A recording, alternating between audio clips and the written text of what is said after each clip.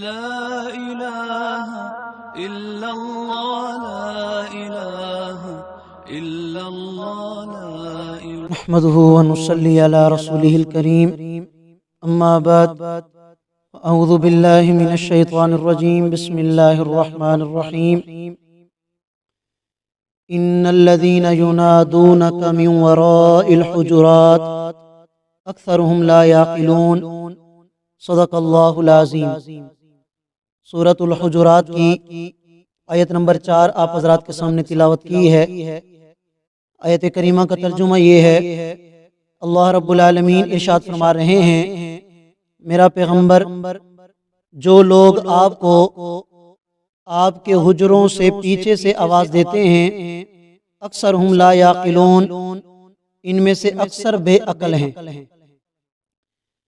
یہ سورۃ الحجرات کی آیت نمبر 4 ہے۔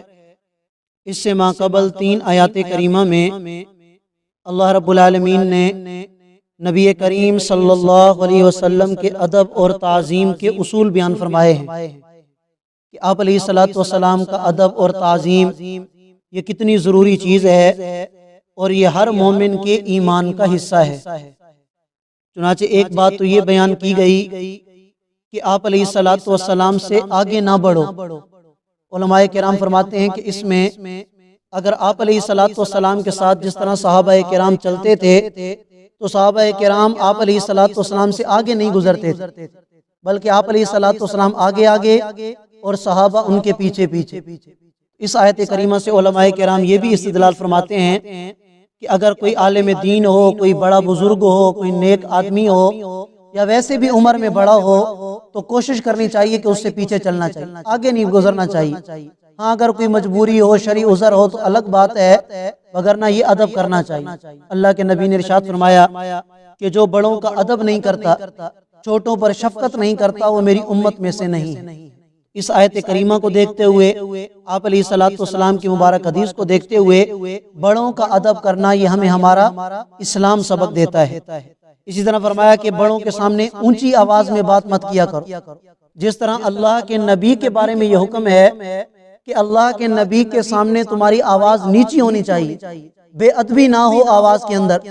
اسی طرح اگر کوئی بڑا بیٹا ہو، گھر کا بڑا ہے، خاندان کا مشر ہے، خاندان کا بڑا ہے، اگر وہ بیٹھا ہے تو اس کی موجودگی میں بغیر کسی وجہ کے اونچا بولنے کی ضرورت نہیں ہے۔ ہاں اگر وہ اجازت دے دے، اس کی اجازت سے اگر بولنا پڑ جائے تو پھر بولنا چاہیے، وگرنہ یہ بے ادبی نہیں کرنی چاہیے۔ یہ میں اس لیے عرض کر رہا ہوں کہ اگرچہ قرآن کریم میں تو صرف نبی علیہ الصلوۃ والسلام کا نام لیا گیا ہے، ان کے ساتھ تو یہ مسائل خاص ہیں ہی، لیکن قرآن تو قیامت تک کے آنے والے انسانوں کے لیے رہنمائی کا ذریعہ ہے۔ تو اسی طرح کی آیات کریمہ سے علماء کرام استدلال فرماتے ہیں کہ بڑوں کا ادب بھی ہو، چھوٹوں پر شفقت بھی ہو، بڑوں کے سامنے نہیں بولنا چاہیے، بدتمیزی نہیں کرنی چاہیے، بد اخلاقی نہیں کرنی چاہیے۔ یہ احکامات بھی اسی طرح کی آیات کریمہ سے نکلتے ہیں۔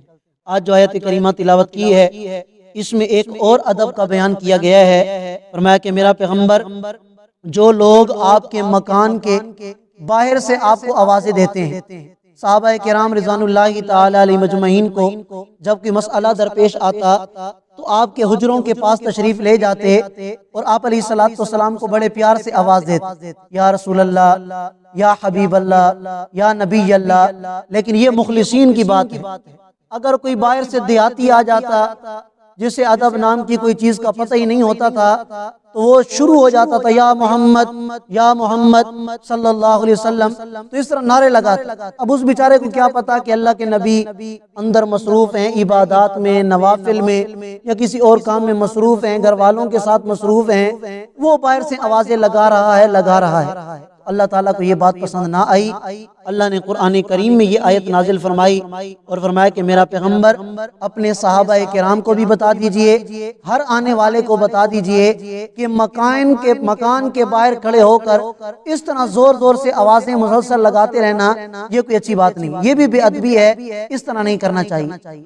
سورۃ النور میں بھی گزر چکا ہے کہ جب کسی کے گھر آپ جائیں تو اس کا شرعی اصول یہ ہے کہ آپ دروازے پر ناک کریں، دروازہ کھٹکھٹائیں، اگر اندر سے جواب ملے کہ گھر میں کوئی مرد نہیں ہے تو چپ چاپ واپس چلے جائیں۔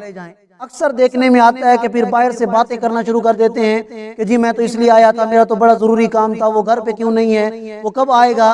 جب آپ کو پتہ چل گیا کہ گھر میں مرد نہیں ہے تو پھر بات کرنے کی ضرورت نہیں، بس آپ واپس جائیں، دروازہ کھٹکھٹائیں، دروازہ کھٹکھٹانے کے بعد آپ کو معلومات اجازت نہیں ملتی کہ آپ اندر نہ آئیں، آپ نہ جائیں۔ یہ نہیں کہ میں نے تو آنا ہے، میرا تو بڑا ضروری کام ہے۔